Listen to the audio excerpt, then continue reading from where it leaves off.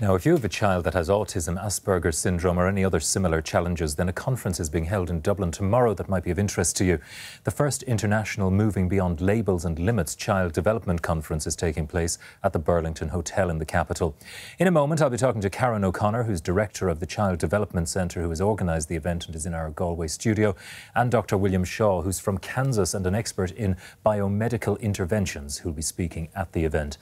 But first, our reporter Aisling Riordan went to meet one family in Ballantyre in Dublin who has had success using music, craniosacral and biomedical interventions. Meet Sean. He loves playing with his brother Sam and sister Anna. And he's big into books. And the hen said cluck, but the ladybird never said the word. But this wasn't always the case. We discovered when he was about a year and 10 months that my husband actually discovered, because he'd be away in business a lot and he wouldn't see him that as often as I would, that there was something kind of not quite right with him.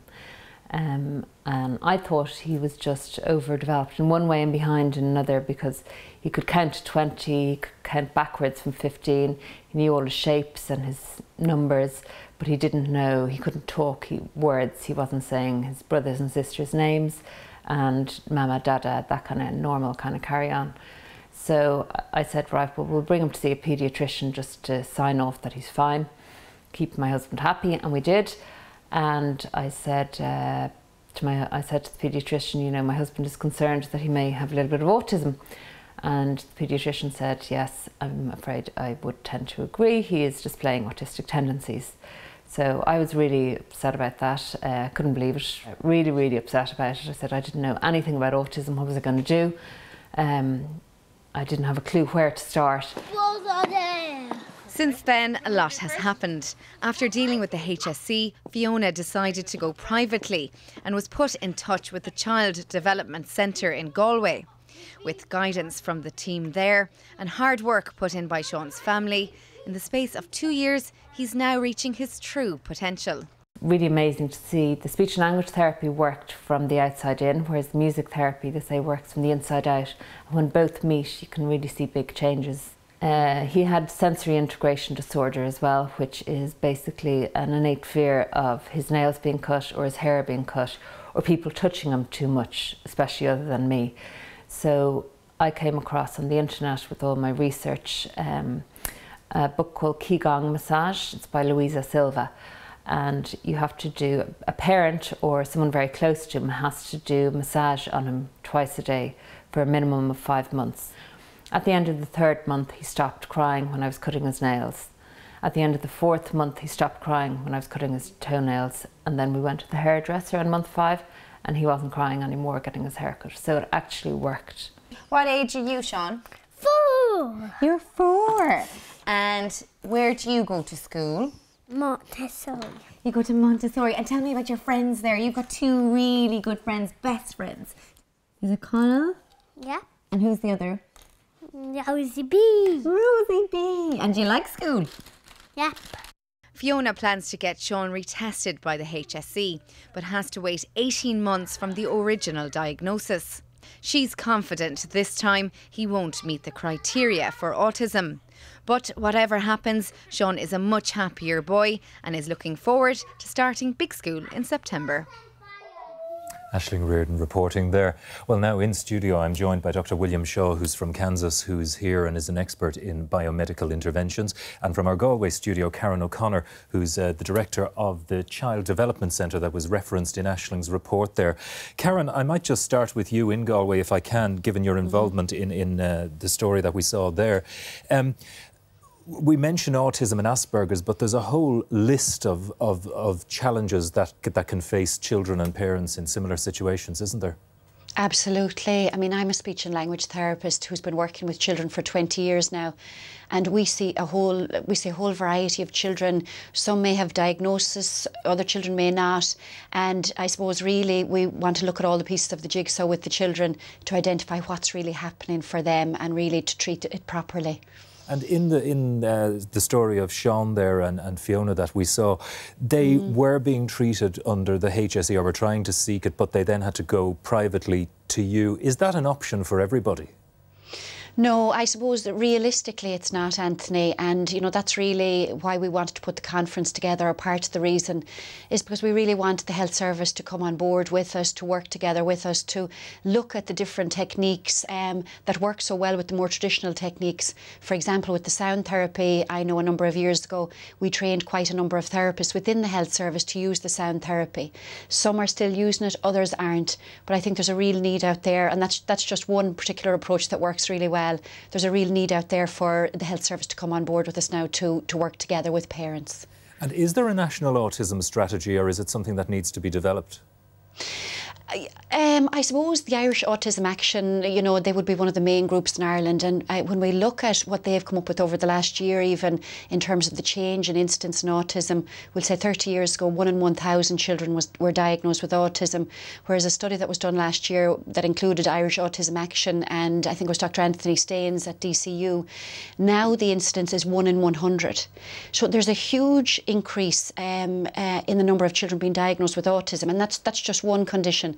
So yes, there is a real need to look at what is happening for children in Ireland with autism, but also children presenting just with more significant difficulty. When I look at in the clinic, you know, 20 years ago when I first qualified, I probably saw 1 child a week who presented with autism. Now I see 3 to 5 children every single day presenting with autism. So that's it's being recognised more than necessarily being on the increase, if you like. Dr. William Shaw, you're a guest speaker at the conference tomorrow. You work in biomedical interventions.